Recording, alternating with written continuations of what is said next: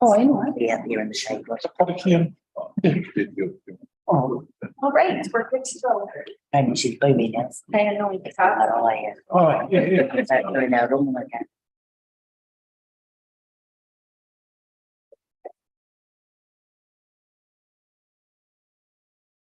Ha, e mihi mahana kia tata rano. Ngā mihi o te tauhou Pākehā. Me te whanau ngā hoki. Ngā mihi atu. He karakia timatanga kia tata.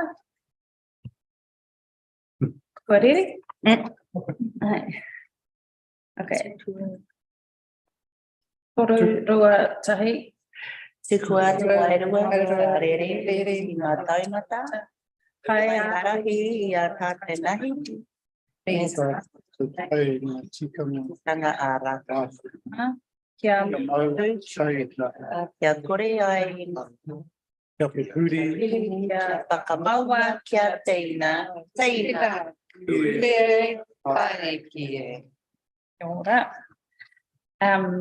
Just like to welcome you all here this evening, staff and the public, and welcome to this meeting of the Māori Standing Committee on the this day, the 31st of January 2023.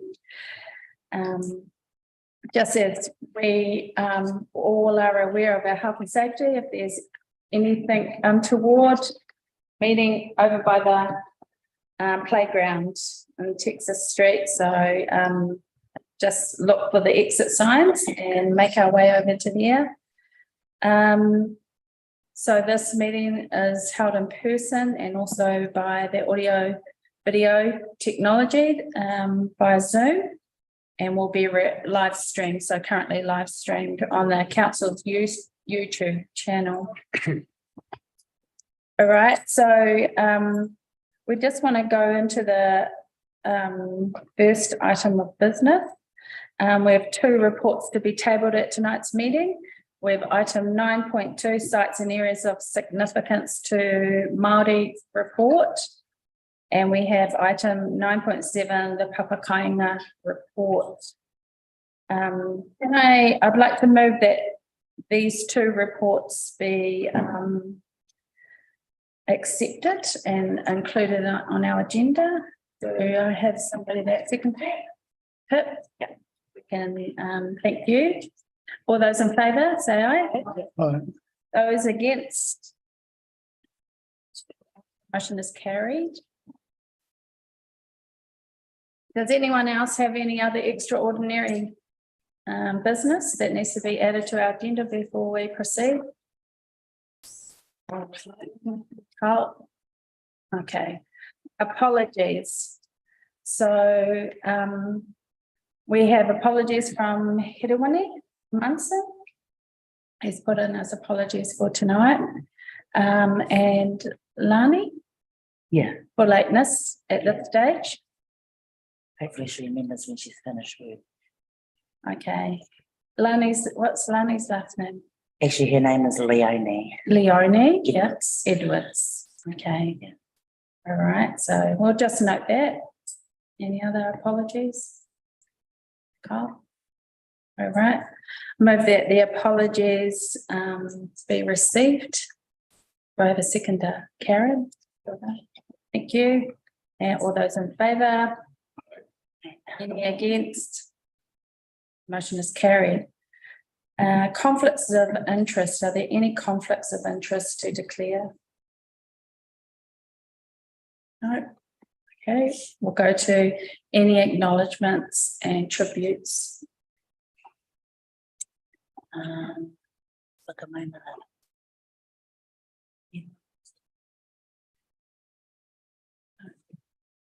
Well,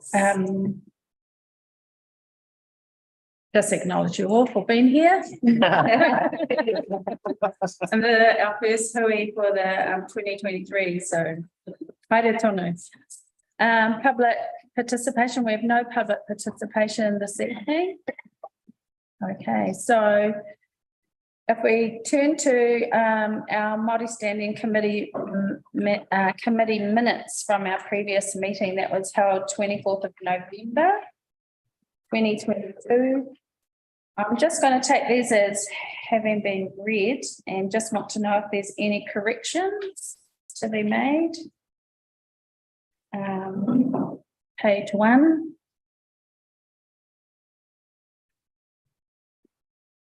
Page 2. Page 3. Right. Do I have a mover that minutes of the Māori Standing Committee meeting held on the 24th of November 2022 are a true and correct record? Kia ora, Violet. Thank you. So Violet, you will have moved those that are true and correct.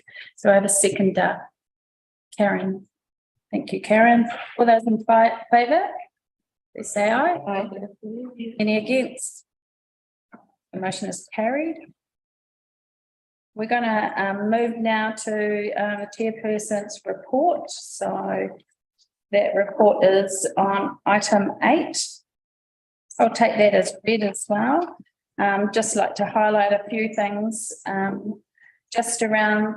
You might have also seen in the Times Age an article that was published on the 28th of January, Saturday, just looking at Māori Voice set to join council committee. So that article was in relation to this first point, 4.1, just saying that basically that it's critical for Māori to be involved, and if we want to really make changes within our council, and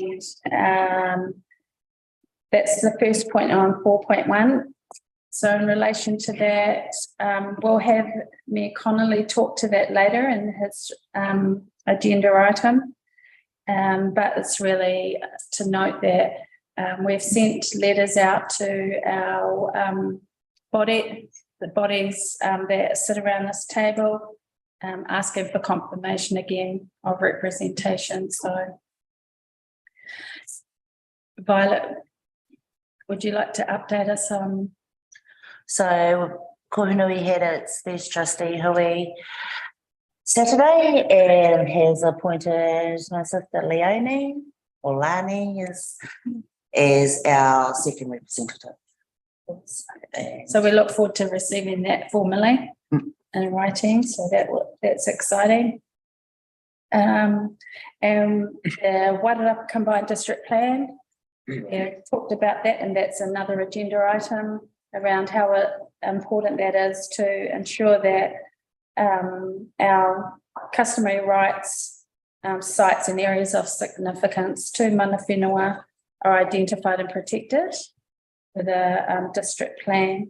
So we'll talk to that more later in the meeting. 4.3 is really about Te Maruata whānui.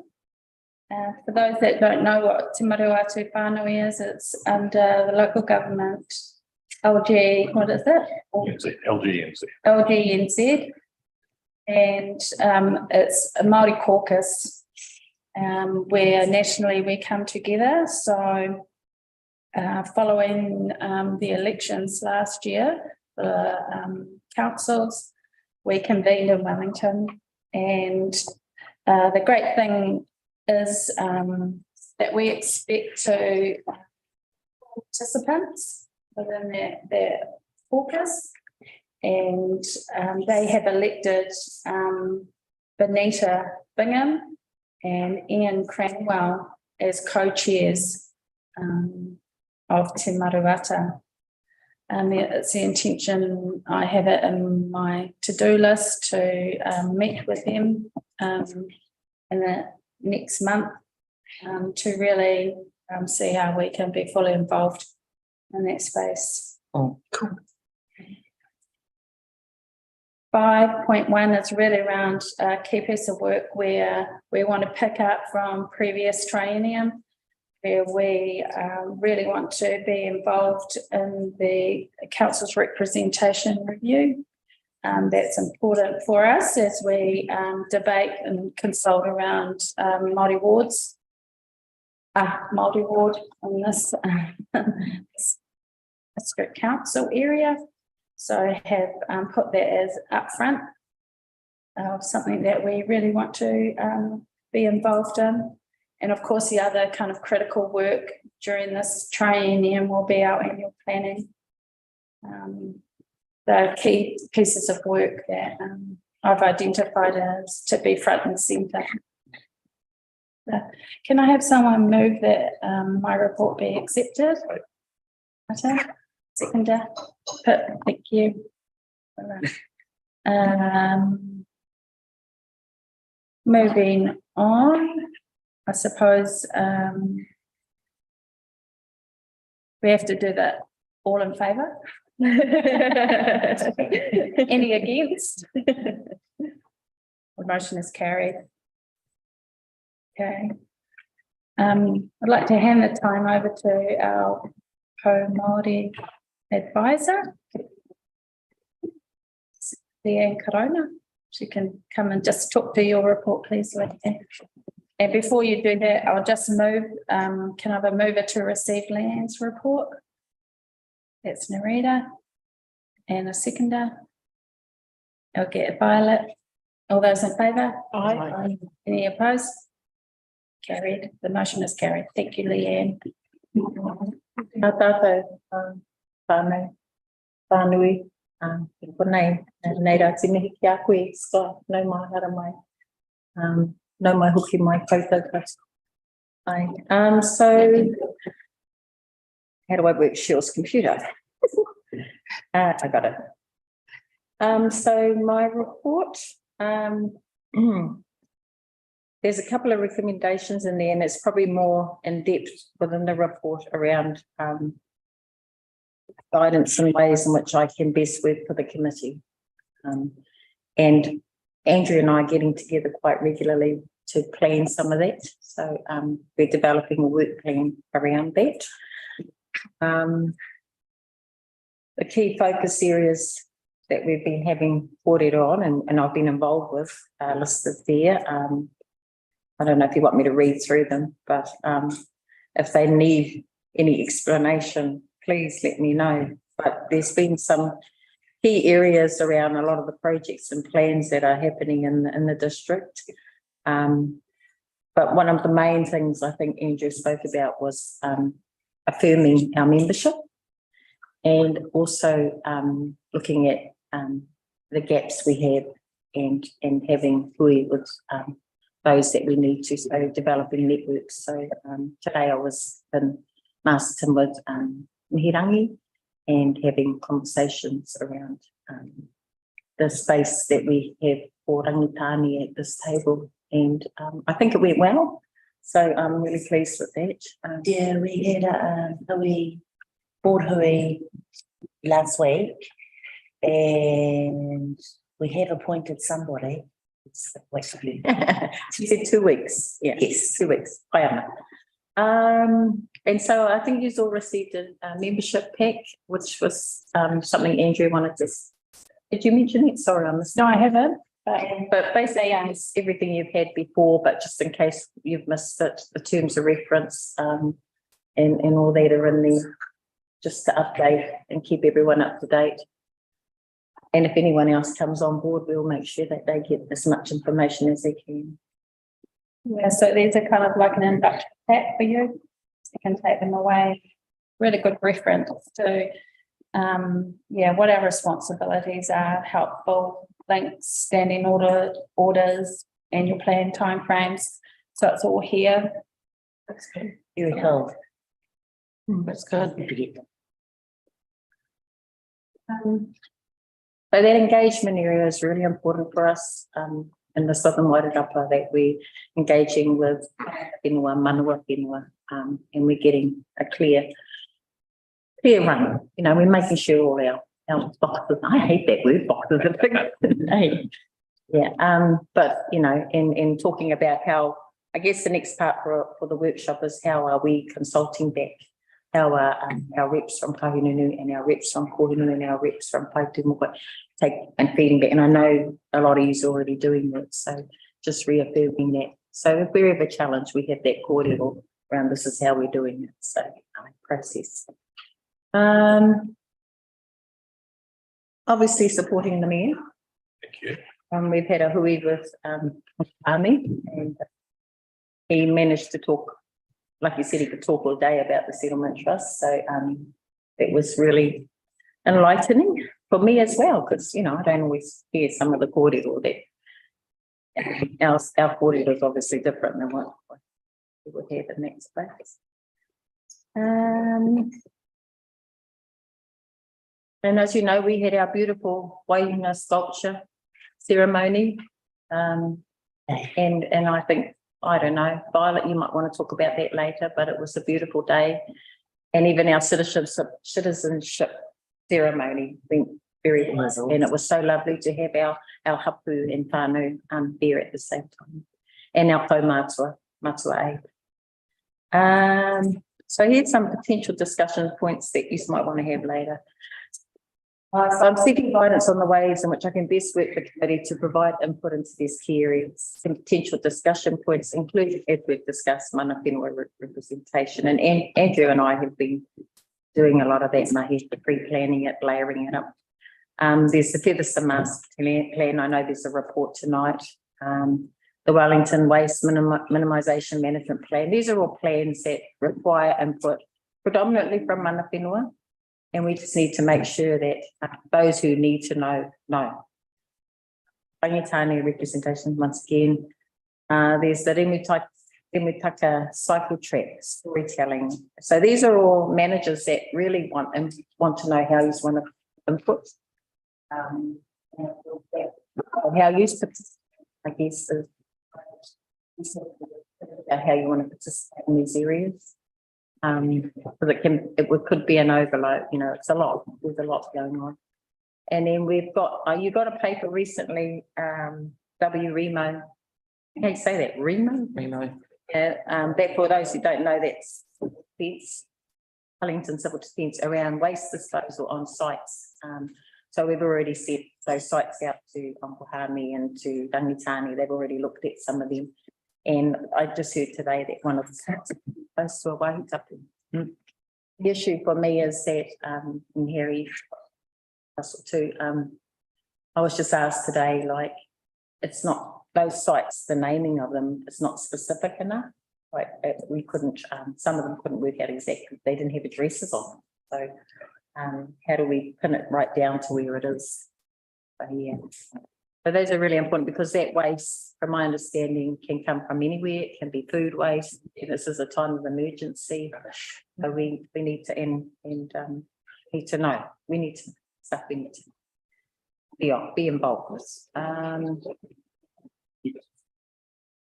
I've got a mihi whakatau to you again. So I just want to welcome Sky on board. She's whānau. Lai mahara mai ko te reo. Yeah, e ko. She's passionate and I don't know, do you want to introduce yourself right here in my report? Can I do that? Oh. Kia ora koutou. My name is Sky. I am the new climate change advisor for Carterton and South Palapa district councils. I have to Haranui Orangi Marae. I'm part of the Naira whānau. And yeah, so this is week 4 for me. So just sitting and listening and want to really be involved in getting iwi involved in Māori voice in climate change sort of work, which I feel has been missing at the moment. Kia ora. So yeah, I just want to stress about some of the plans that are in motion, and I guess we're having a bit of a refresh tonight, so we're all on the same page.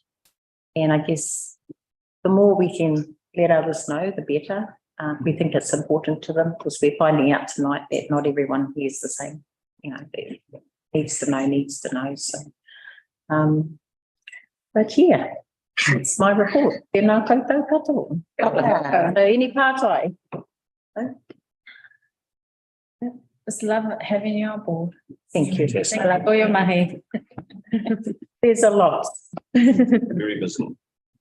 Kia ora, Leanne. We'll move on to item 9.2, sites and areas of significance to Māori. Do I have a mover to receive the sites and areas of significance to Māori report? Martin, thank you. And do I have a seconder? Please. Yes, all those in favour? Aye. Any against? Motion is carried. Are there? We've had a little prelim kind of context discussion. Is there any questions or clarifications you'd like to ask of Hamish and Russell who have joined us at the table? Hi, what is the timeline for getting this over, getting this completed?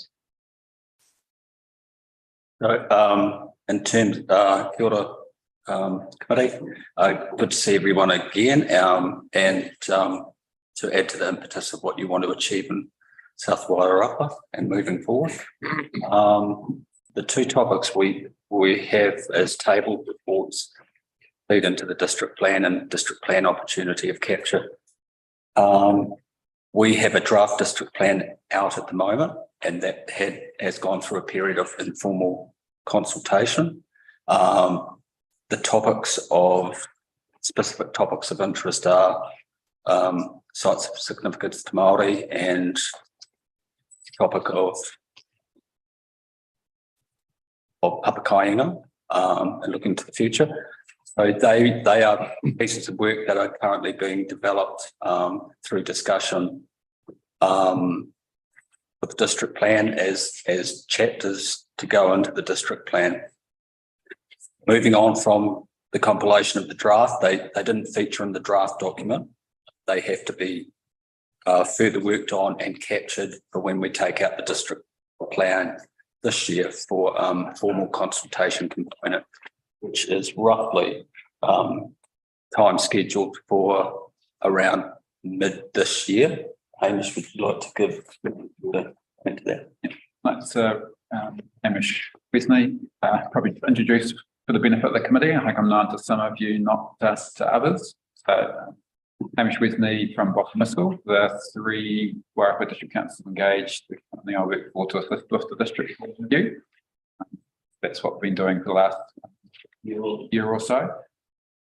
In terms of the process, the key driver that the councils have to comply with the national planning standards. So these are requirements from central government that all councils have to follow, and which requires all councils to have their district plans, or regional plan in the case of regional councils, structured and formatted and consistent with those national standards by April next year. So that's been one of the drivers for the current district plan review. Through the process, so we've got a new district plan that's consistent with that format and structure by April next year. There's 2 ways you can read that in terms of what status the new plan has to be at. So one is that it has to go through a whole formal process and at the appeal stage, if there are appeals to the court. Another view is that when you formally notify your new plan, it has to be consistent then. So that the plan, the work plan we've been working to is decisions on the submissions from the formal made by April next year. But the Joint District Plan Review Committee's view is that if more time is needed, right, and ready for notification, then more time will be taken to do that. So roundabout way in terms of answering your question, the proposed district plan, so that's the formal one, will be notified this year, whether it's middle of the year as the current timeframe. If more time is needed, it will be 3rd quarter, potentially 4th quarter this year, with the formal process then to take another 12 months, maybe a little bit longer. But it won't make the 1st of April. Correct. Like, okay. Unless you say that when you propose your new district plan, we've ticked that box there, because the new plan at that point will be aligned with that format and structure. just won't be through the formal process by then. Hamish, when do the rules become operative? You know, so my understanding was always that if you made the decision, then after the appeal period had concluded, if matters were not appealed, then those particular rules are operative. Yeah. So two-part answer to your question. So there's, when the new plan is formally notified, so this is before submissions, this is to put it out for consultation before submissions, there's a subset of rules that have immediate legal effect, and they relate to matters of what I'll describe as public good. So, for example, the topic of this report, sites of significance to Māori, those rules would have immediate legal effect, along with all of the rules relating to historic buildings, notable trees, significant natural areas, so biodiversity reasons. Those rules have immediate legal effect, and you can probably understand the logic there. If they didn't have legal and immediate effect, and until after the submission process, there's a period of time when people could remove or damage or destroy some of those sites. So that's the logic. So they have immediate legal effect. Those rules could change through the process. So the new rules, if they change through the process, they would continue to have effect to the end of the process. All the other rules, such as what you can use your land for, the height of buildings, setbacks, and those things, don't have immediate legal effect. So the current district plan rules would carry on for that. And it's only when at the end of the process, when council makes its decision on the submissions, that's when they would have a legal effect at that point. And then for both those sets of rules, they would be what called formally operative if there was no appeals to the Environment Court at that point in the process. We could be, let's say, 6 months away from that first step in terms of those immediate legal effect matters having immediate. The other ones, we could be at least 18 months away from when they would have legal effect. Any whakaaro around what we discussed? No. Yes, if we could just sort of work out some of the legal technicalities that come to the main issue is that 13 years ago, the Waitangi Tribunal pointed out that this council had done a remarkably poor job of protecting areas of significance to Māori. In the intervening 13 years, I doubt we've done much more. And the question is, since we have a large number of them identified for us already, what is the barrier to stop us getting properly placed in the district plan? And the subsidiary question is, if there is a barrier, tell us how to get over it, please. So in terms of barrier, or what is needed to bring to fruition and capture the district plan through opportunity, is to have those discussions on sites that have been identified. So that is a matter of having the relevant discussion and feeding the site identification points into the district plan in the very near future. So we're mindful of those discussions shortly because you want the discussions give you the opportunity of surety in terms of the number, location, the extent of the extent of what could or should be captured in terms of district plan maps, for example. So it's a piece that we know we have to do. So we see it as an opportunity of importance. From my perspective, there's three points to answer that question. First is discussions to date through the district plan committee and with representatives of Mana Whenua, Rangatani and Kahungunu in the Wairarapa. There's been mixed views expressed about identifying sites in the district plan. And those views have been because of the sensitivity of the information and who holds that information. But may I just quickly interject there? Bringing this up constantly, to me, this is I think that you need to establish whether or not they're actually talking about more personal wahikapu sites that actually they're not wanting on there.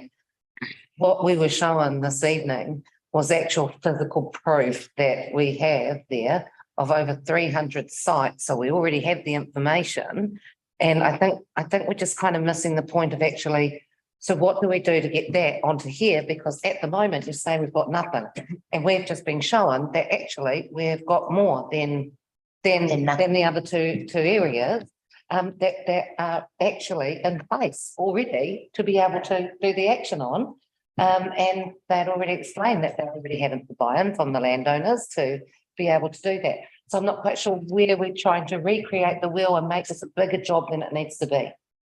I think was really good, the picture of Horipo Mm. and Matuahami. Yeah. Because that's all that needs for them to come together again That's the two iwi. And- You just need the mana whenua. and identify what ones that the polygons that we want to list in the district plan. Mm. And so there seems to be a willingness to do that. Mm. Would they liaise with Mm. to get that first step done in the process?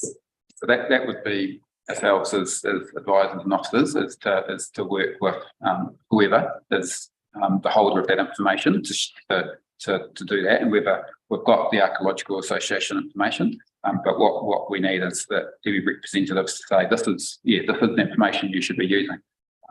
So once we've had that very clear view expressed and what those are, whether it's a subset of some of those, others maybe no because of reasons of sensitivity. And so Oh, when they don't want to disclose a lot of those things, because in the Yeah. past, when they've done that, what has happened? Roberts. But as Hey. a starting point, People don't want to say it. those 300 That's odd why- sites, they're already public knowledge. Yeah, so that this So there is no this sensitivity. in that Yeah. area. that They're not we're the sensitive talking ones, we about. haven't told Yeah. that. The sensitive ones aren't pink.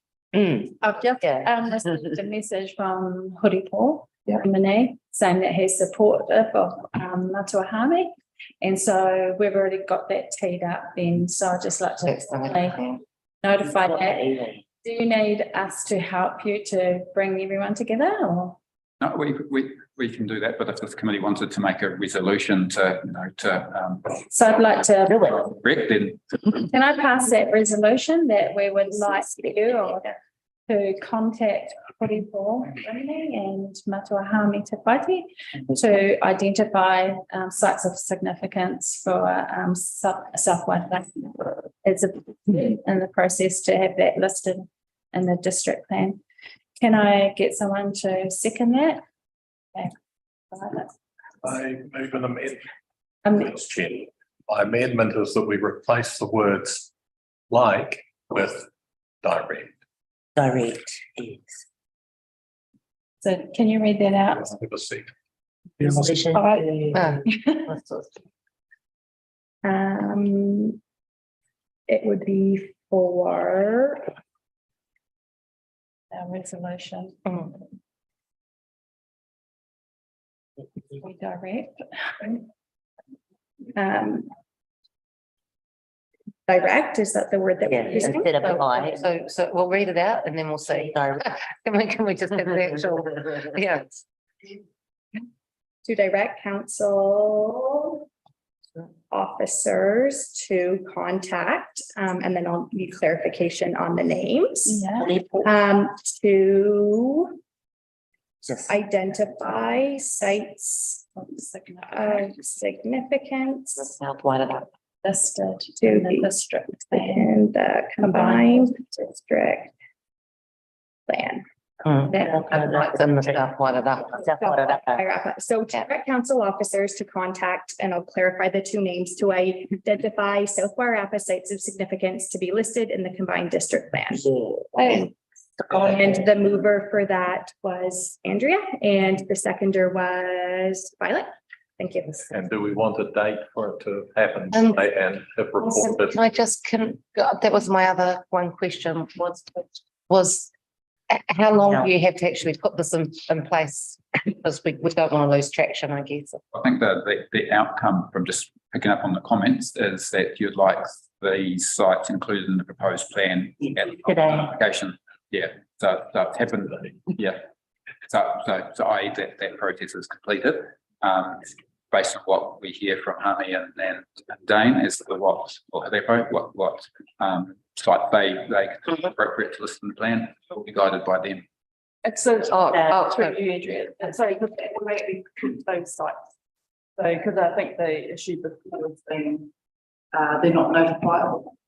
So this will change that status, the status of those. So that, They become notifiable to Māori Standing Committee or iwi or whatever our process is. well, I think that's probably that will be a conversation that can come up at a later date. Is if they're in the district plan, what is the process? Someone is proposed to do work. How is that done? So how do we make sure that that part of the process doesn't get left off and left for another 5 years or something? So we'll put that in our forum. We'll part that in wānanga around the process that we want to feed in. And, you know, Matua Hami and Matua Horipo will ask them to also come and participate in that. You were going to make two other points. So the second one, I think you've essentially captured it in the resolution, is identifying sites for point versus a polygon. So if the information exists that we can identify them as a polygon, that's obviously more effective than a point, but we'll do that. But again, your resolution that has been drafted, that's a Haripo and Hami. I share the information, and we can have that conversation with them for point versus polygon and be relying on their advice. Third point. Third point is consultation with landowners in terms of identifying these sites. I think Russell James and I have a number of scenarios around the country where the first time someone knows about site on their property is when the district plan's notified. So This is what's so exciting is that they did a lot of the work on those maps. Yeah. Were done by those people that were here tonight. So what it means is they've actually already spoken and they know a lot of these landowners and already have that connection. It's in a way it's helping you with that final step as well, which is awesome. Speaking out of turn here in terms of Harvey and Filipo, if they were willing to be part of a conversation around how we engage with property owners on identifying these sites, I think that would be beneficial. There's established relationships already. Once building that, I'd just probably caution or flag that some landowners in other areas been doing this sort of work are comfortable when it's just information gathering research. When it's talking about inclusion in district plan, regulation applying to their land, that can change the conversation. So I just want to be upfront and say that is a consideration. So we can, if you want a second resolution around how to go about engaging with landowners and working with Hami and Haripo to do that as well, in terms of get their guidance for doing that. Yeah. Maybe an option as well. Because I've done that for years. So can they object? The landowner. Landowners, Yes, we're being in a district plan. yes. And that could be something we need to bring, well, we'll certainly come back to the Because they won't. review committee. Like they'll see that as stealing their land. Or putting barriers. We'll know how it feels. I think ultimately the responsibility for negotiating and discussing with the landowners is ultimately the council. It's not something I think our partner has to feel a responsibility for. I think it's something that the council has a responsibility for, and we'll certainly be putting a lot of thought into how we communicate that. I think what we hope for, and the picture element of our partnership, is that we will get as much progress on protecting as much of value as quickly as we can. And then hopefully through a discussion we might have later, we'll think about how do we take that as the first step and go forward from here on. So that our levels of protection and knowledge just get better and better and better. So I certainly am more than willing to. I don't know if I can. I suppose if I do one a day, I'll get I'll get through them by the end of the year, won't I? But many of them all live in the same areas, and I'm sure many of those sites are all on the same landowners' property. So we'll find a way to start communicating with them. And, you know, for some of them, it's just, look, agree with us and we might fix your road once every 10 years. You know, what else do you want? Don't record that. Thank you, Mayor Connolly. And saying that, we would probably like to have input into that process. And if Caitlin can just note that we'd like to include that in our forum discussion in March.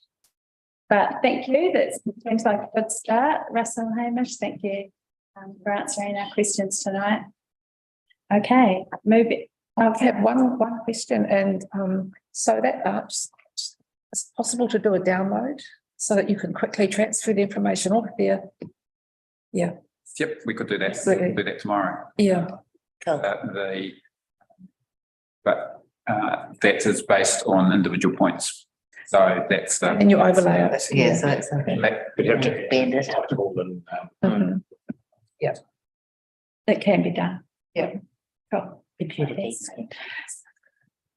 So moving on, thank you.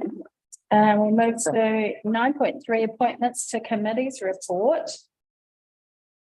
And Mayor Connolly, would you like to talk to this? Thank you. I'd be delighted to talk to it. Can I, before you do, can I have a mover to receive the appointments to committee report? Karen, can I have a seconder? Thank you. So when the new council was elected last October, one of the very first things that a group of councillors and the new mayor got together to discuss was how do we improve the capacity and ability for the partner to be involved at all levels of our decision making. And the thing that seemed very obvious was put a seat aside on all of our committees so that should somebody from the Māori Standing Committee wish to be part of that, then there is a seat for you. And so that has been agreed. Now, there's no great problem yet in terms of legalities. If the Māori Standing nominated someone, they would be a full member with full rights, voting rights, etc. Unfortunately, we do not have quite the same capacity to do the same with a full committee, full council. Just we can certainly make available a seat at the table with full speaking rights, and I would be willing to use my voting right to support what the Māori Standing Committee wished on a particular issue. But it's not Can't quite, predetermine. not quite good. You can't predetermine. So, but we would be very, very, very happy to take on board everything that you have said. So, absolutely. But if they're at the table, they presumably won't have predetermined a view until I then. mean, you're saying that Sorry, you were just saying that you would vote. I would be happy to Now, take direction. and we can't predetermine something. And unfortunately, that's not something that we can change in the short term until we come to the representation review that you referred to later. Interestingly, when the article came out in the newspaper on Saturday, within seconds, I had a phone call from Viv Napier, who you may remember was the mayor up until 3 years ago. And she said, "Mark, what on earth are you getting up to?"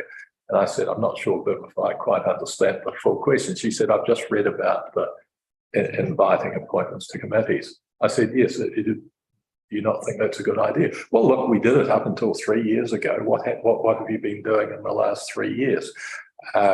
Oh, another mayor. Well, Viv, I cannot say, but thank you for. No, they didn't. I'm sorry, they didn't. That is incorrect information that's been put out here in this meeting. It's public, so I'm just going to say this. That's not correct. There was no voting. There was no voting rights. They were able to sit and speak, but there was no voting rights. And this is the difference of what Now, we're wanting to move. And this, with these committees, people like any of the members on those committees, everyone will have the right to vote. And I think that's really amazing and awesome. In fact, And so- I didn't go further, in the Bibs time, Māori Standing Committee could attend any of the public meetings, council meetings, but had to sit in the gallery and did not even have a voice. Yes. Yeah. I do. Yeah, I didn't pass on incorrect information, Chair. I was just passing on what I was told on the phone on Saturday. So irrespective of what history is, the current council has made a decision / invitation as I have described. And what happens from now is to this committee to decide. Now, can I just clarify that there's 4 subcommittees listed here? Yes. Finance, Infrastructure and Community, Climate Change and Environment Committee, and Assurance and Risk Committee. So it's only these ones at this stage that we could put in a representative on. Well, they are the 4 committee that we have. That's it. Yeah. Because there were several more committees. But is that what you've changed for the new training? Yes. It's gone down to 4 committees. Yes. Oh, good. I don't know that there were that many more. With the different titles and Yeah. wasn't there They're different titles. race committees? We had a planning and regulatory committee, we had a services committee, and a finance audit and risk together. So this is a new committee structure. Yep. And the key is that when terms of reference and the committee structure was resolved by council, it included in the terms of reference the ability to have a member of the Māori Standing Committee be a member. So all you have to do is say, I want this person to be on that committee, and it doesn't have to, there's no further requirement to go to council to get that agreed or signed off. Okay, This is a so one-stop shop for that decision. we don't go have ahead to do to that in a formal meeting. We can just, Or you do need to tell us It needs to be announced. who you yes, so you'll need to tell You will need to- who is need- appointed. make a Um, resolution that this person will be that representative on that committee. I don't think you just send it. You'd need to do it in. So we need to have that discussion. They have to be on our minutes. Yeah, I'm just mindful of the timeframes between our next formal meeting. After tonight, We've already missed them. We just, yeah, Yeah. already missed half a year, is it? You can have well, one A night. special a meeting, special meeting, yeah. just and literally just for that purpose, is decide that particular. Can we not just not agree on the principle now? And perhaps does it have to be, because this is just to consider the appointments, so perhaps what now that the paper's there, people want to think about what they might like to, something that they'd really like to be on. Perhaps we can just have a hui over email, or just to have a put it all to see. Clarify. Yeah, to clarify and then we can come back together. These are weekday meetings. That is the- Yeah. It is to make sense. Yeah. I don't have a job. Well, I mean, just going back to that, how do we deal with the who wants to be on? I mean, one thing we could do is we could pass a resolution right now I that want to be on climate change. after having discussed it with all the members, and I don't think councillor Maynard or myself need to be contemplated in that for obvious reasons. But you could be delegated to pick up the consensus who wants to be on what, and then let us know next. I would suggest that would be the quickest way. Secondly, the times that are set that way because that was convenient to existing members, and they are negotiable, and they're not set in concrete. So just need to clarify process, which Caitlin and Harry. Yeah, so we need to have a meeting to confirm the appointments So I believe that of this the meeting. appointments do need to be done in a formal meeting through a resolution. So I'm not sure that the committee is able to delegate you to decide via email. I think it does need to be done in a sort of a formal structure. So, I mean, the options are for you to consider now and appoint representatives, or it would be to wait till your next formal meeting, which is 8 weeks, or to have an extraordinary meeting In 8 weeks, we missed. in 2 weeks or 3 weeks. I'd just like to propose that we will consider these opportunities. We don't have full representation, so I'd like to see full representation around the table before this is considered, and I will call a special meeting to ratify those and get those approved to their different committee structures. So that is what I'm proposing as the process for this agenda item. Is there anything else? I got it. Oh, actually, you're going to say something with me? Yeah. Has everybody read Yeah. point 7?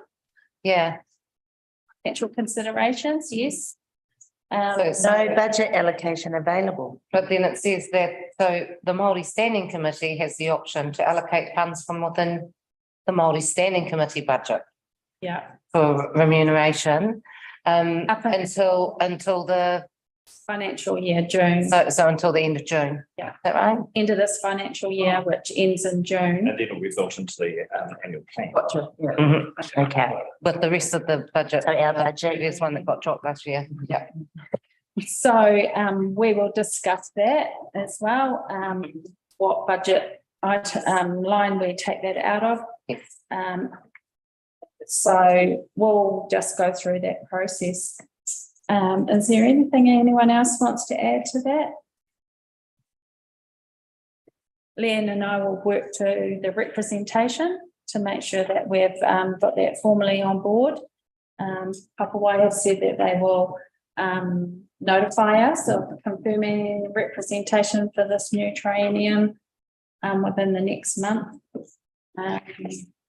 Rangitani, we've touched base with them, and Mahirangi wants all information to go to her and will give us a response in 2 weeks.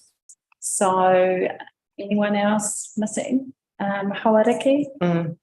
Hawariki. Katie's not here tonight, so. So Hawariki we need to follow up with as well. So just 3 kind of areas. Yeah. So we'll move on. That agenda item and move on to agenda item 9.4. Featherston Master Plan Report. Do I have a mover to receive the report? This report? Do I have a mover? Yes. Karen? Okay. Have a seconder.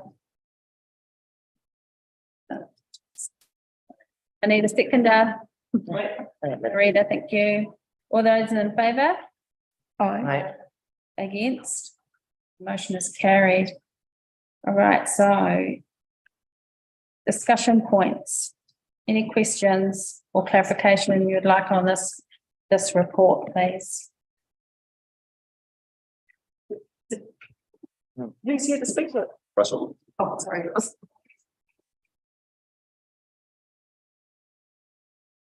Update of where we're at? Yeah, the report seeks 2 things in terms of recommendations: that the committee received the report, and also the signal for the committee that with the intention of a workshop to be held with Māori Standing Committee proposed in February to enable further discussion on options for further Māori engagement in the further development of the master plan. So just that second recommendation there.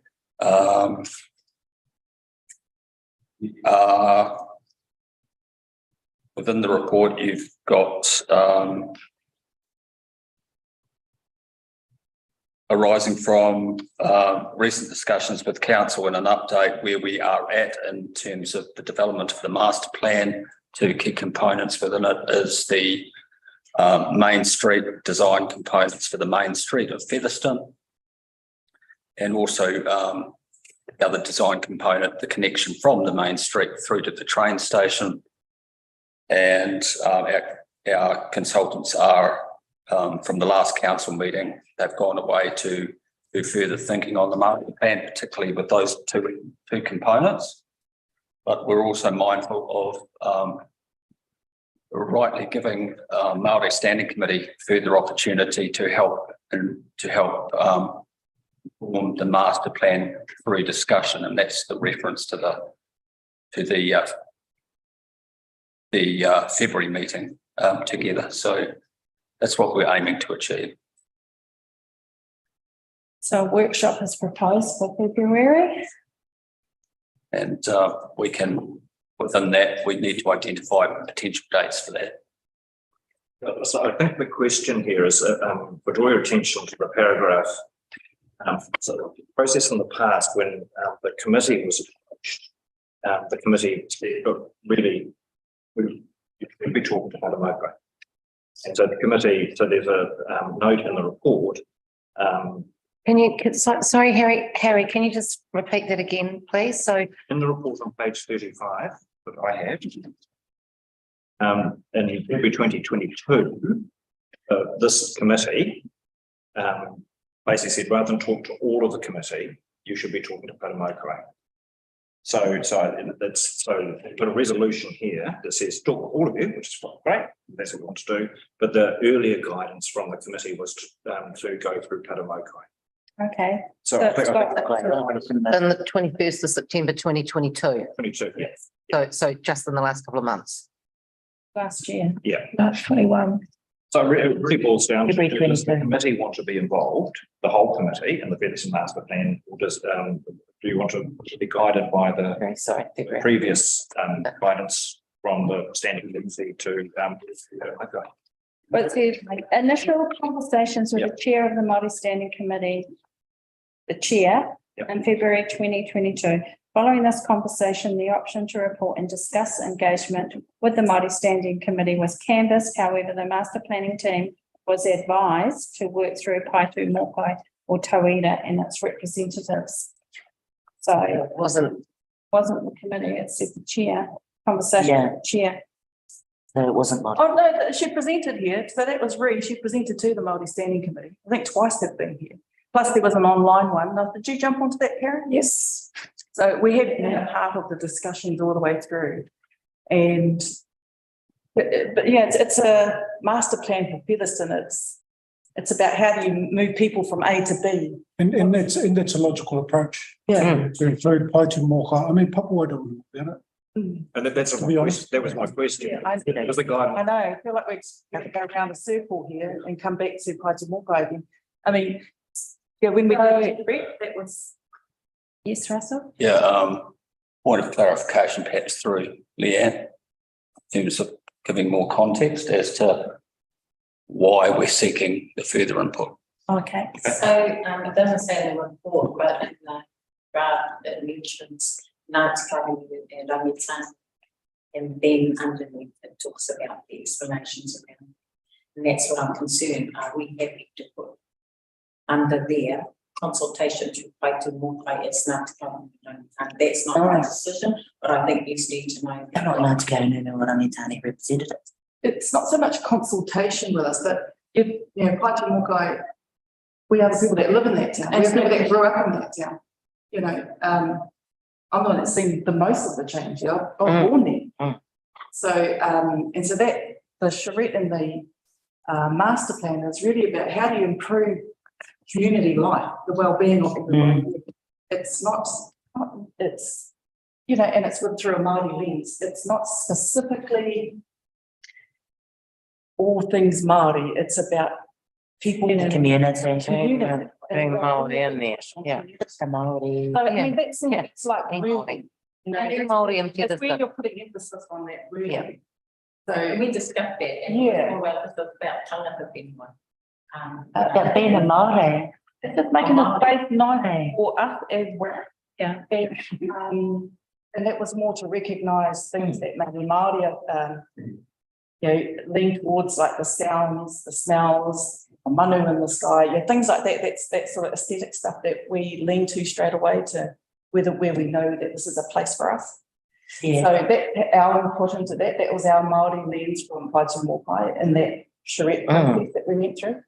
Thank you, Rita, for clarification on input to date. I think it's a great opportunity though for mana whenua to also have input into this. It's obviously an ongoing, evolving plan that we're working to. So I would like to take up that opportunity to invite those that want to continue to contribute, whoever, it doesn't matter.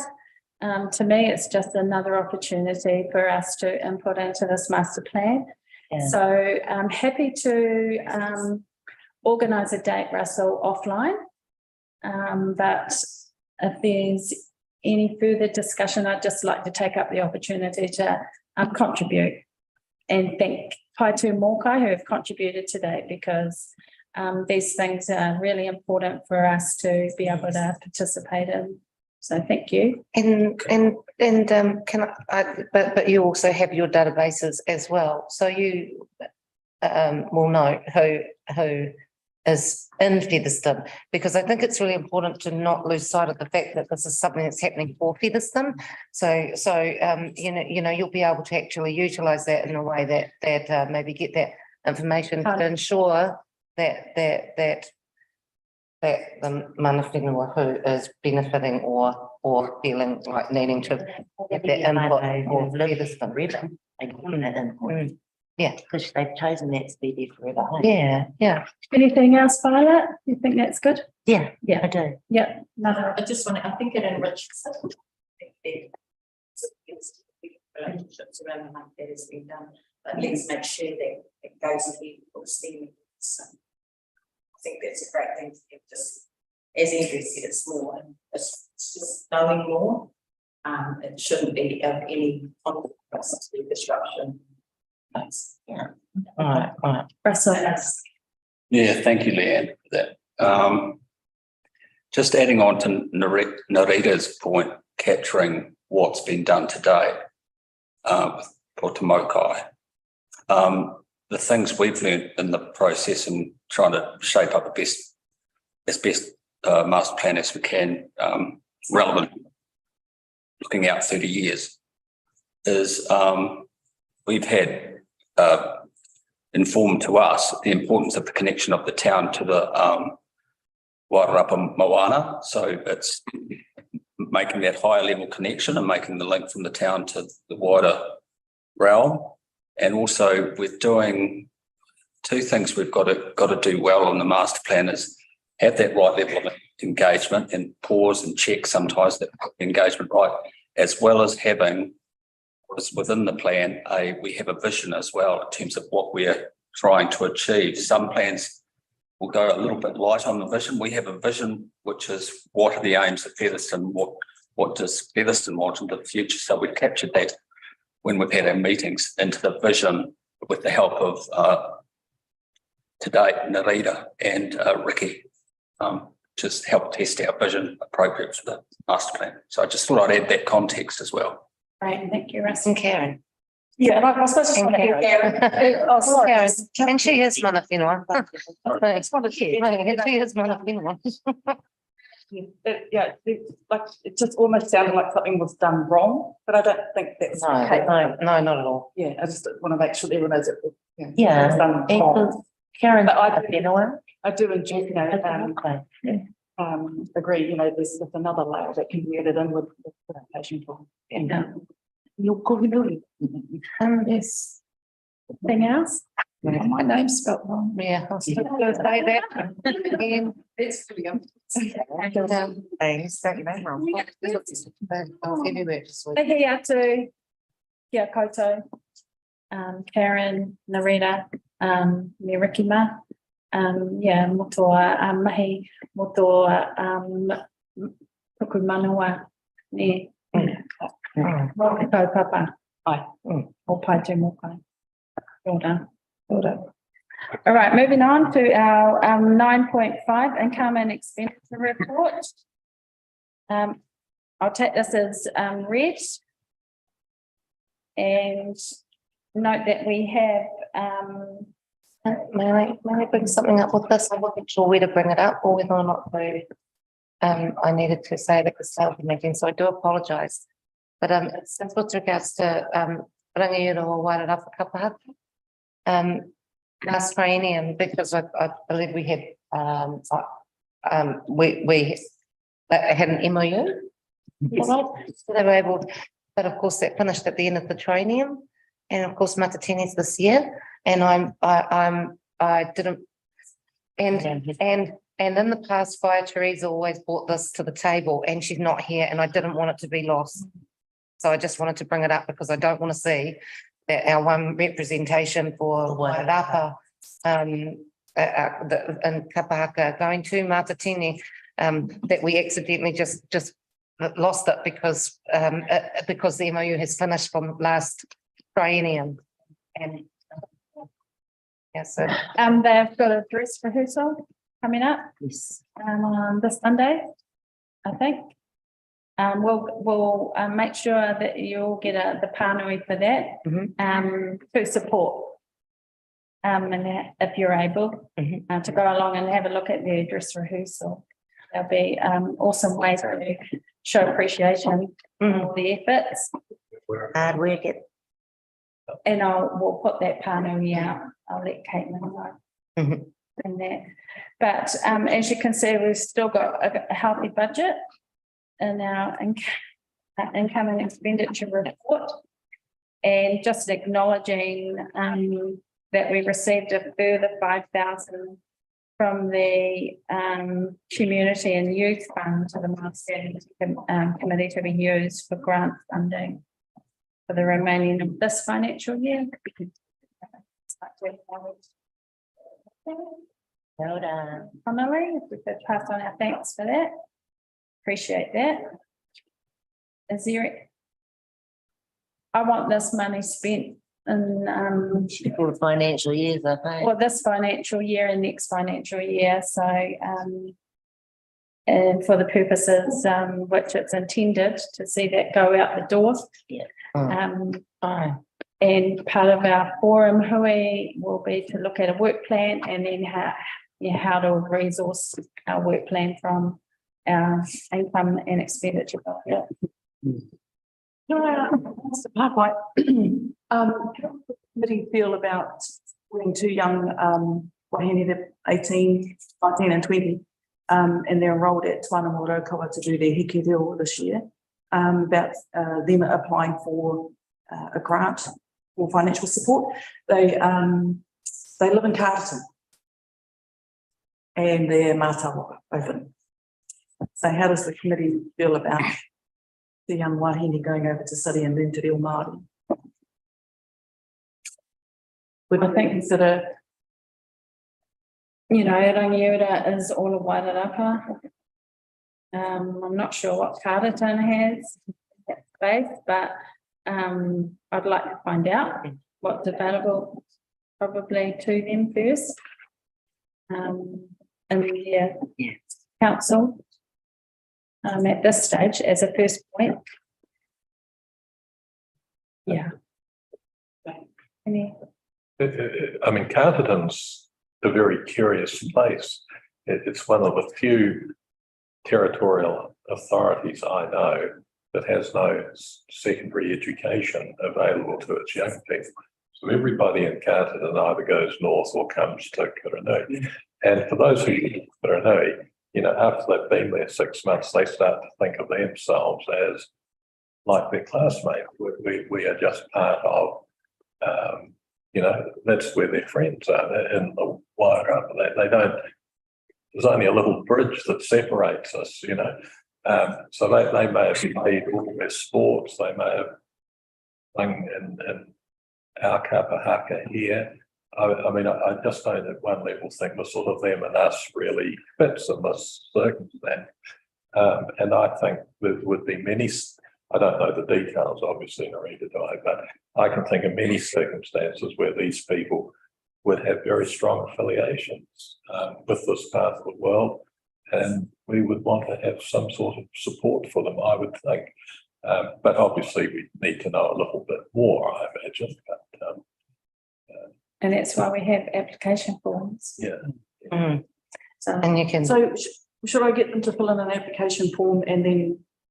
Oh, Go from when's the there. next time that we meet? Not for another 8 weeks, eh? Mm. There will be an extraordinary meeting to confirm the appointments to committees perhaps. So if there's some grant applications that are coming in, then we could consider them at that point. Should I do that? Yeah. Are we able to find out what Carterton does though, because I I can do think that. it's really important. Yeah, just in case they do something. Yeah. that's action for Narita. She will have a look at what Carverton does as well. Cool, thank you for that. I need to have a mover for our financial. And what about with Rangiora? I know they're having something, but in the past we had at the MOU that was for the $1,500 over 3 years. And I'm That's just every wondering, year for 3 years. every year for 3 years. So it's for the tri-union. So the tri-union's finished. It's about us. Do we And we can. roll it over? Do we? I would like us to do Wānanga, our work plan first, Oh, okay. and then we allocate resources to that. So we've got that scheduled for March. Okay. Yeah. So put that on your, write that down. You're starting with the tinnies next month, though, eh? So February, Yeah. but we've funded them every year. So we participate in that. Private and stuff like that, so they should have received funds over the last 3 years to support them to go to Ngatatini, so that would be. Anything good and that. It just doesn't show that anything did go though, like if you have a look, it's been 21, 22, there's nothing. Nothing went out.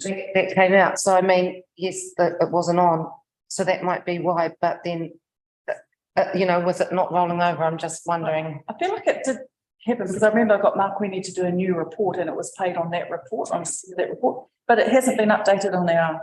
the Financial. Yeah, no, between. Okay. Doesn't Last. Okay. on that.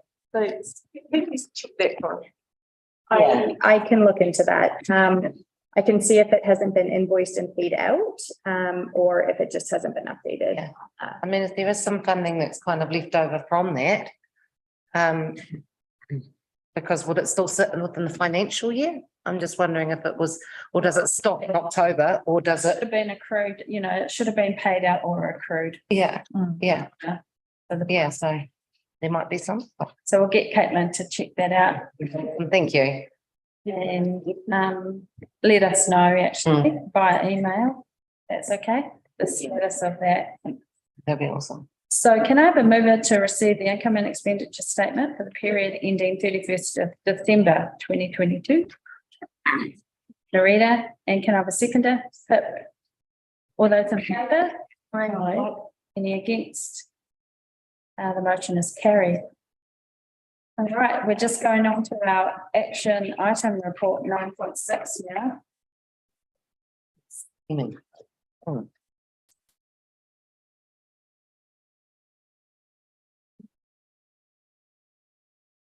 I have a mover to receive the action item report? Violet. Do I have a seconder? Aaron, thank you. All those in favour, please say aye. All those against? Motion is carried.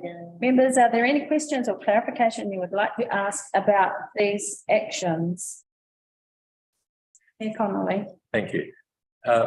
Well, I just worry about action items that are going back to June 20, for example, or even May 20. Yeah.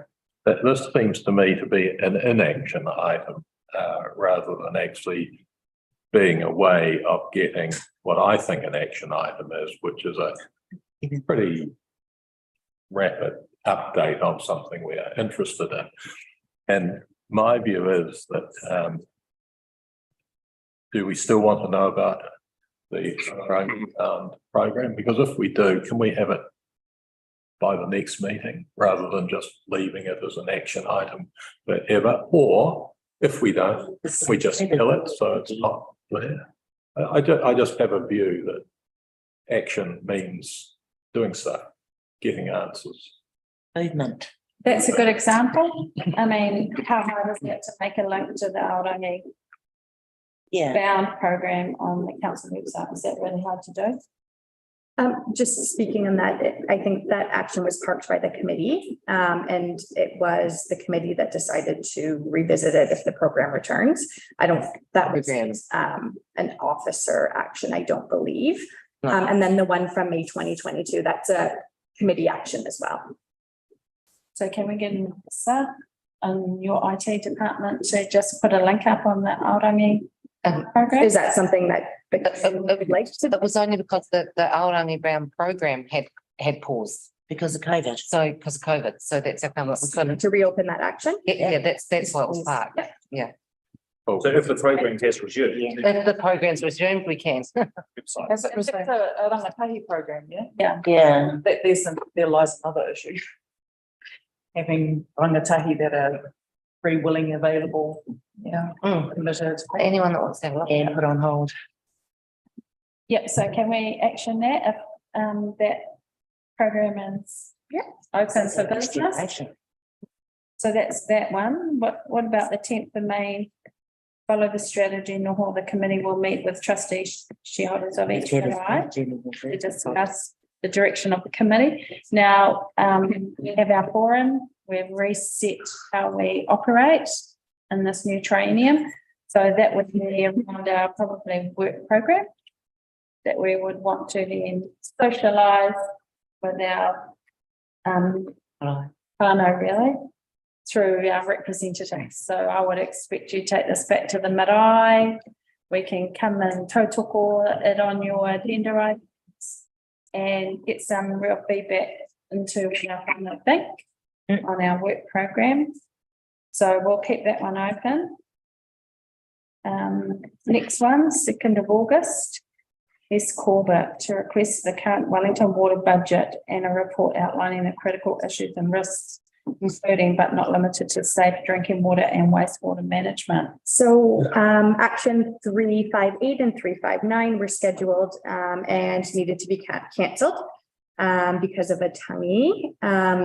We had connected about those and I asked if you would like those rescheduled and you said to wait until following this meeting and we could determine if this is something that the committee was still interested in considering the current workload. Of the Māori Standing Committee. Committee.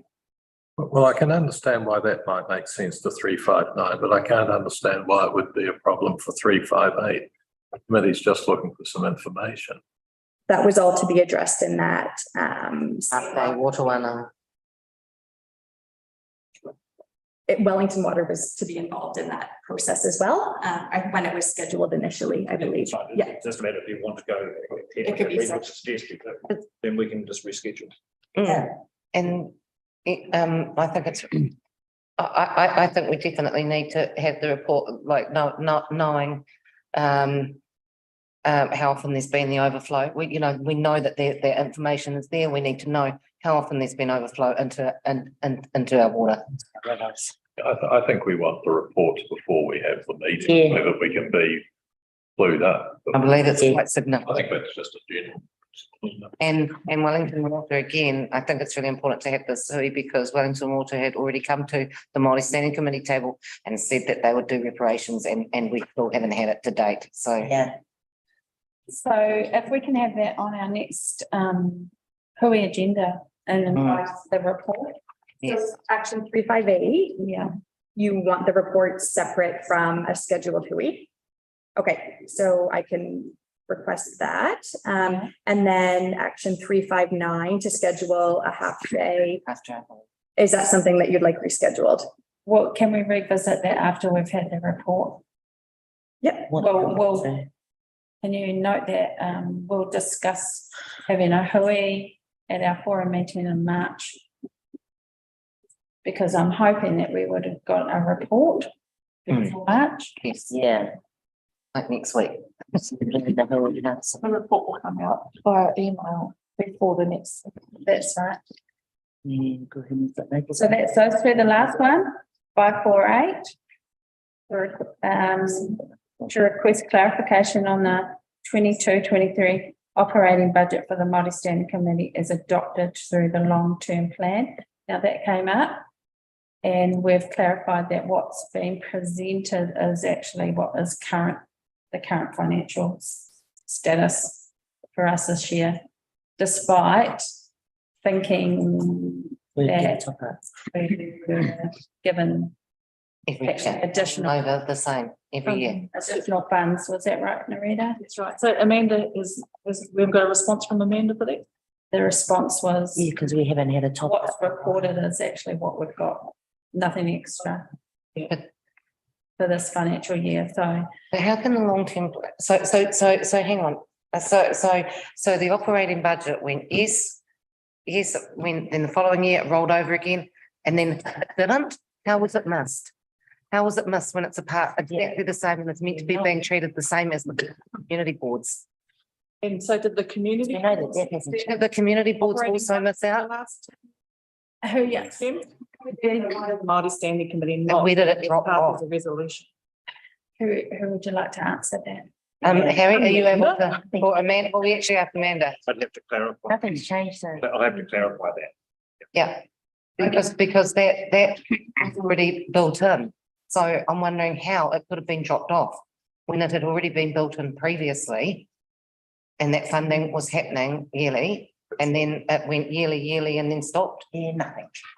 So I'm not aware that it's been dropped off. You know, there is an operating budget for the Yeah, planning committee. yes. So do you And so think which is- Financial. maybe the funding's there, but our budget report Has hasn't never been went updated? into it. Because this is the same as what it was when I first came here. Okay, well, just a point of order. We've got an action for them to clarify for our officers. The same budget. And that will be the notes there to report back at our next meeting. Yeah. The exact stories. And how it happened. And our correct financial position currently. I'd just like to reiterate that we need to also make sure that we're dispersing the revenue that we have for its intended purposes on top of that. Okay, moving on. So item 9.7, the public Kāinga report. Do I have a mover to receive the public Kāinga report? Mayor Connolly, seconder. Please, all those in favour, please say aye. Aye. Any against? The motion is carried. Are there any questions or points of clarification you'd like to ask on the public Kāinga? Now, does anyone want to talk to this? Russell, Hamish? Haven't even read it yet. Yeah. That's got like, Thank goodness. No, I'll scan it and then I'll go. So they'll be able to summarise the key points of this paper. That would be a good starting point. So the status of Papa Kāinga. Thank you, Madam Chair. Hamish is going to smartly give you an update as to the difference between what's in the operative district plan and where we're at with our thinking in the district plan review and potential next steps. So in terms of what's in the current district plan, it's effectively treated the same as any other type of housing, whether it's on just general title or doing standard residential development, townhouse development. It's treated exactly the same, apart from one difference. So same in terms of height of the permitted height, setbacks and boundaries, the maximum number of houses you can have on whether it's in the residential zone or it's treated exactly the same. The one difference in the current plan is in the rural areas. If you are going to exceed the maximum number of houses you're allowed on a property, it requires resource consent. But in the case of Papa Kāinga, that requires that consent must be granted. And the two matters that the council was is the infrastructure requirements and the access, and that's just to make sure that rural area generates on-site servicing, that the proposed wastewater system, water supply and access to it is going to be safe and suitable for the site. That's the approach. And feedback from the discussions with the representatives to date about are there any consenting difficulties with the current approach, and also from council officers that process the application. rule that restricts the number of houses. It's not. But the primary concern or potential concern, there haven't been that many consents. And that's potentially because there haven't been that many developments of that type. It's been some, but not scale. The one that I can recall was Papawai Marae that was developed there that required resource consent. The number of units permitted on that site. That's the current plan. In the draft plan, we started with what's working, what's not working, and the feedback was it's working genuinely well, apart from that maximum number of units. The question was, what do other councils do? What's working well? Hastings has been referred to a number of times by different people in different conversations. So we looked at what Hastings have done, and effectively it's very similar to what's in the current district plan, with the exception of no limit on the number of houses per site. Like we've got Paparakangi, obviously that's generally multi units on a single site. So that's what's in the new draft plan that was released for consultation last year. That's in the rural area. There's no limit on the number of units per site. In the residential area, there's still is, and that's because of the potential demand on infrastructure.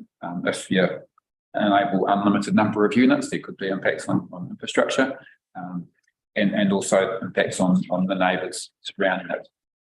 And then the third, something probably notable in terms of the draft plan, it's proposing a new what's called multi-purpose zone, and is a new type of zoning that would apply based on EU representatives to Māori land, whether that's Marae, Māori land under the Māori Land Court, and under that zoning, it would be even more permissive of Paparakangi in terms of just have the maximum height and setbacks from boundary, but you can have as many units as that land could sustain in terms of water supply, wastewater, and so on. So it'd be very just on that last point in terms of the multi-purpose zone, I think it's a live conversation with Manapinua as the actual concept that's got merit or legs in the Wairarapa. Some places it's used in other district plans, other places they retain the residential, rural, and other zones and provided for it through those zones. So it may get support a hui that was held at Te Uru Marae in early December with different around the Wairarapa. The main takeaway from that was conceptually great idea, matters in the detail, and that includes Paparakangi, but it includes what other things should be provided in that zone and what land it should or should not apply to. So that's where we're at in terms of that process now. Yeah. Like Paparakangi sites, potential Paparakangi sites, they need to be identified and listed like Wahitapu sites. So that'd be provided anywhere within those zones. So it's residential zone, that's in terms of how it's been mapped in the district plan. That applies to all the existing residential areas plus new residential areas of the plan, changing rural land to residential. The full farm land, so effectively that's everywhere that's farmed, that's zoned rural, and then the third category is that multi-purpose zone, and that's where we're at now. That's supported conceptually. What is the appropriate land that should apply to? Right, so that's something we can contribute to through the process. So that is identifying where multi-purpose zone would be applied. Correct. So where the hui that was held in early December, the next step was there were 3 categories of land that were identified as a starting point for the multi-purpose zone. Firstly, existing Marae, secondly, existing Piripa, and then thirdly, Māori land under the Māori Land Court, or Te Whenua Act. Land. Yeah. So that's those 3. So as of last week, we've got a draft of a map that identifies that land, and that's probably next week will be circulated amongst those people that were involved.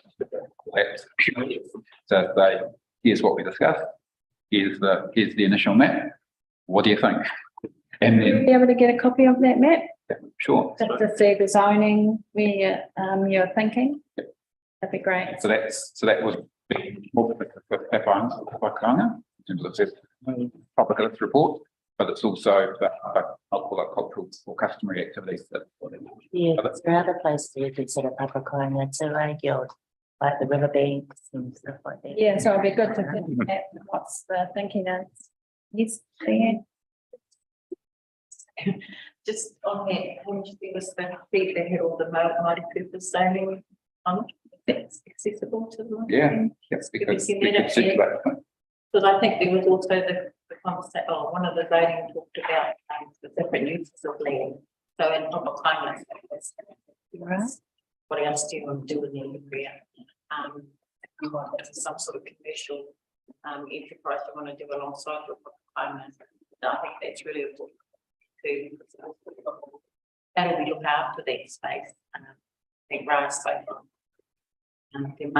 Anyway, you know, having a way to check in and make sure that what we do on that whenua alongside housing doesn't Permissible. yeah, and tikanga. Mahinga kai, whatever industry we may want to run alongside. All part of it. Yeah. Ka pai. Any other questions? Yes. I got two questions. One is, the simplest one is, in respect of what is in the draft district plan, is Papawai happy? I couldn't answer that specifically. I don't recall any specific feedback that we've received from them, but that will be, that's a question we can go and ask. You don't have to wait for feedback, you can go and ask. Yeah. You know, they're quite friendly. Yeah. Just cannot remember whether they're. Let's cook meat, I guess. You can ask, you can ask. So for me, I think that the Hui was the one there from Papawai. Just looking around. Can you remember? Well, Tia was there. Tia was there. Was Auntie? Tia Cheetah. Maybe there was a No, because there was a tangi happening that day too. But we can A lot. specifically. ask them the question. Oh, there's appreciate it. tangi out at Homebush. But my test, let's put it this way, will the mayor be happy or not? Depends on whether Papawai is happy or not. So it's pretty simple. The second question is, in order to restore a rich source of watercress, imagine that Papawai purchase a farm nearby with the purpose of getting rid of the current dairy farming, etc. And people say, I think this would be a lovely place to come and put up some houses. How do we turn it from rural to Māori purpose zone? That's the exact conversation that's will play out over the next 2 to 3 months. Yeah. Zoning for what land, and that A lot of our Māori land, a lot of our papakoinga have been leased out for the last 100 years. So, and we get it back soon. So it's been farmland all this time. How do we make it papakoinga? And yeah, Yeah. But in that example, the land has always been yours. Yeah. And now it's actually coming back for your reassessment. Yeah. I'm thinking about a new piece of land that you've never owned in the last 50 years, you know, since colonisation. But now you purchase it, it's now, everybody sees it as the, you know, Papawai's expanding. And we turn what's been rural land for 50 years into Māori purpose land. would it need to be bought by Papua? no, so this is the conversation that will happen over the next 2 to 3 months. At the moment, the starting point is those three categories I've described. There's potential for a fourth category, which will be general title land owned by whoever. And the conversations that they, including the Hui in December, there was mixed views about using the Māori purpose zone for that purpose, in terms of who's the benefactor of that Māori purpose zone. And the types of conversations that were happening was should it be for the betterment of Māori in terms of providing housing or social outcomes, or it could be commercial or profit driven reasons. And there's mixed views, let's just say, in terms of the conversation today around that. I'm deeply curious. Thank you, Hamish. We look forward to being able to participate in more discussions like you convened in December. So I'm hoping that we'll get to hear about them via an email or something. Yeah. We'll move on now. Thank you, Hamish and Russell. We'll move on now to our next item. Item number 10, member reports. Do I have a mover to receive Mayor Connolly's member report? Yes, thank you, Violet. Do I have a seconder? Elise. All those in favour, please say aye. Any against? The motion is carried. Mayor Connolly, would you like to speak to your report? Kia ora, Chair. We've heard several times in the course of tonight's hui that you have referred to the work program, and I endorse the desirability of having a work program, because if you don't think about now what do we want to achieve over the next year, 18 months, what you find happens is that all the little distractions come along and take you away from those, more important purposes. It's quite easy for the important to be distracted by the trivial if the trivial's making a lot of noise at the time. So I'm very keen to do whatever I can do to support that work program. And one of the things I thought I could be useful in is to suggest that a component of your work program is actually focused very much on policy. And it's sort of hard to say sometimes what is policy. We all know it when we go into the supermarket and it says our policy is not to serve alcohol to anyone who looks under 25 unless they've got an ID, which is incidentally almost the reason why Ed Sheeran got asked for ID, which is a funny story. But I think we understand the value that good policies can have in terms of allowing consistency. Often they put the thought into a problem before the problem has even happened. We know what we're going to do when such and such happens because we've got our policies worked out. Good policies are a way of making sure that everybody is treated fairly. Probably so far, nobody's going to argue too much. But I thought I should go a little bit further and suggest where we might start. And the two issues that I have sort of put on the table, well, they're both things that come out of the Waitangi Tribunal's report on the Wairarapa claim.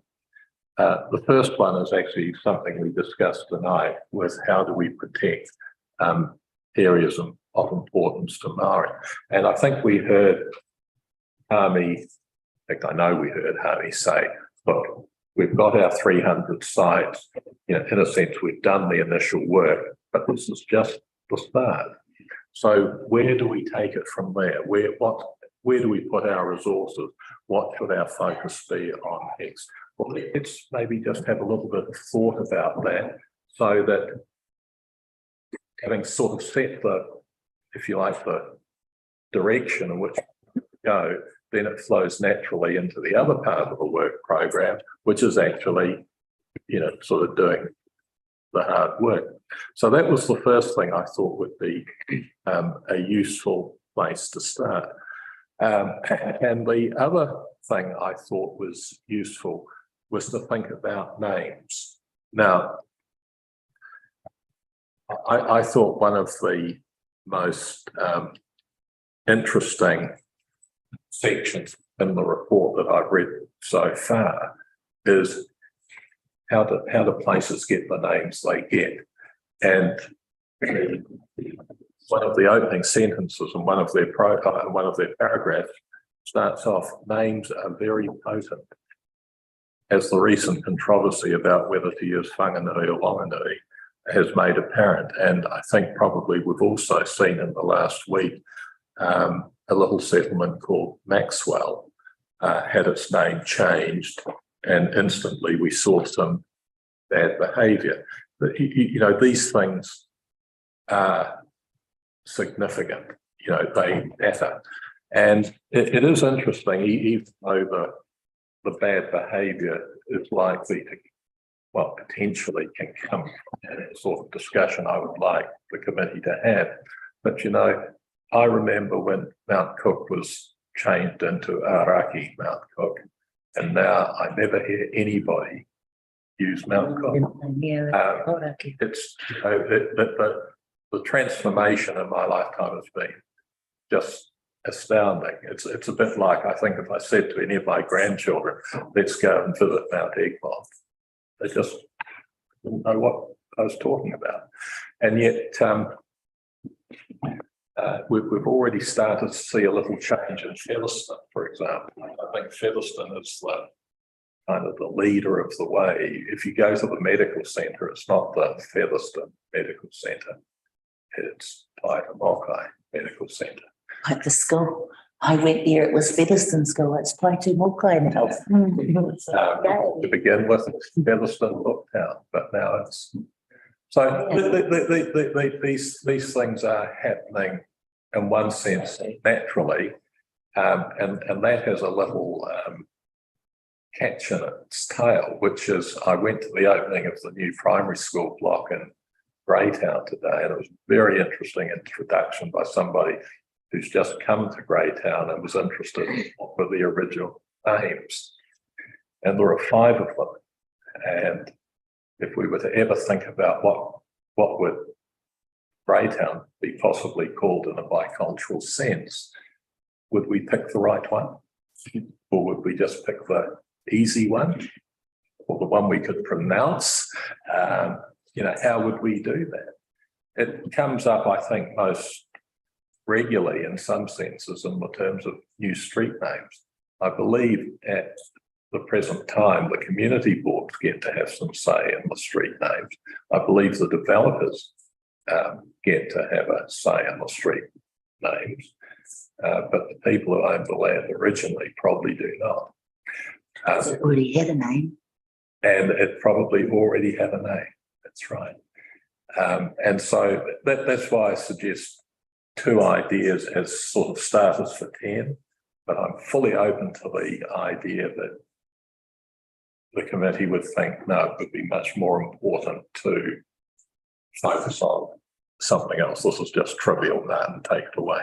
But I think the important thing is that we develop a work program. We have maybe 3 or 4 ideas that we would like to see policy work done on. Now, you might be worried about one thing is, does this mean a lot more work for us? Well, yes, it means a little bit more work. But the thing is, the council does have a policy team. And so really what we would be saying is, these are the areas we'd like to see policy developed in.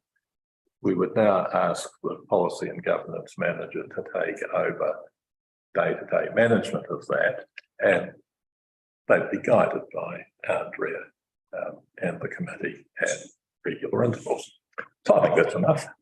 Well, that's great. That's good suggestion for our forum meeting, to have a discussion around what kind of policies we may want to draft up and put to the officers to, well, I'm not sure, do we put it through you, Harry? Well, I think the main thing is you're doing your work program, work out what the policies are important to you. Yeah. But there's a wider policy program, so it's how we dovetail those things together. Yeah. Yeah. Okay, cool. Thank you. If there's anything else, not anything else, it's already at 8:01.